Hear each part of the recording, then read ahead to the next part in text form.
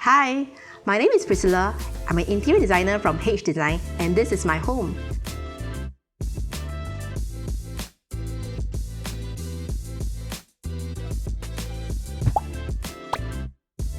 This is a 4-room BTO flat that I live in with my husband, son and dog. We wanted our home to feel spacious, so we spent some time playing around with the layout. In fact, I would say that the revamped layout is one of the key points of the renovation, as it's integral to how big and open the house feels. Once we settled the layout, we move on to the design. As a designer, I personally love the way matte black surfaces and shiny metal accents interact with each other. I think using them together adds a lot of texture and interest, and creates a space that's both bold yet seamless. So this was the design direction we went in, and what you see now is a home that's a mixture of modern and brutalist influences, featuring different materials and surfaces that play off each other and keep the space interesting. We created the entryway for privacy reasons. It originally opened up directly into the living area, but we didn't want passersby to be able to look in and see our house. Design-wise, we intentionally chose to keep the area dark with minimal lighting. This is so that when you enter the house, there's a dramatic transition from the bright exterior to the moody interior. It makes the journey into the house much more dynamic. For the living room, our main goal was to create a comfortable talking space for ourselves and our guests. Because of that, we chose not to install a wall-hung TV as we didn't want it to become the focal point of the living room. I mean, we still have a TV, just a freestanding one that we can move around depending on what we're doing.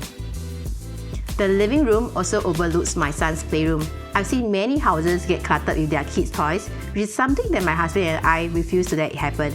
So we created a playroom using one of the junior bedrooms, which has a settee that doubles out as a storage space.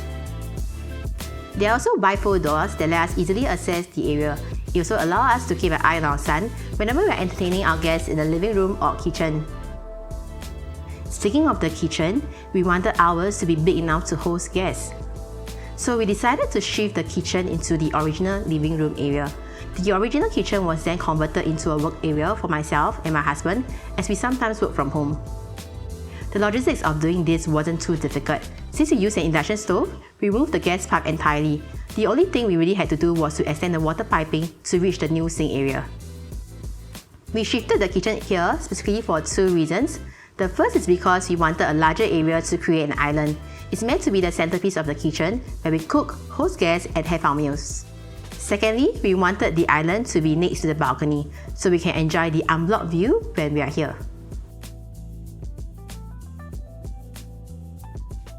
For the design, we really went all out with different surfaces and materials to create a visually interesting space.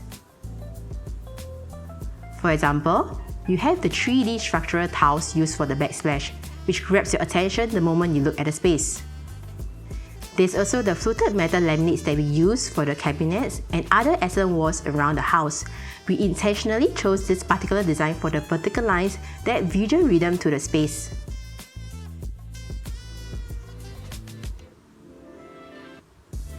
For the bedroom, we decided to shift the bed to sit below the window. Personally, I felt that the window frames didn't really match the whole sleek, streamlined theme I wanted, so we installed built-in carpentry with a circular cutout to still allow light to come in. This rounded design was intentionally chosen to match the other circular motifs you find around the whole house. Something we did for the bathrooms, including the master toilet, was to shift the sink out. This is so that there's a clear distinction between the wet and dry areas, and allow us to use each area separately if we need to get ready at the same time.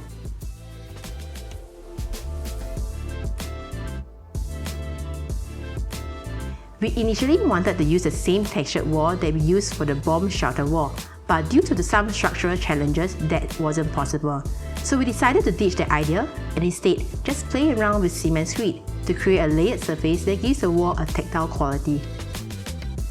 Since the common toilet is mainly used for guests, we went for a fun, quirkier vibe. The main highlight is the London art wallpaper, which immediately captures your attention the moment you walk in. It also provides a nice contrast to the dark colour palette by introducing additional colours and patterns for contrast.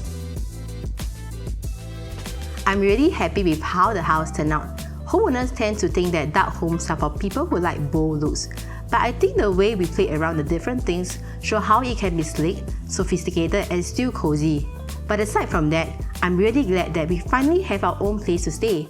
Previously, we kept moving around and didn't have a proper place of our own. But now that we do, we believe that it's a great place to settle down and create memories as a family.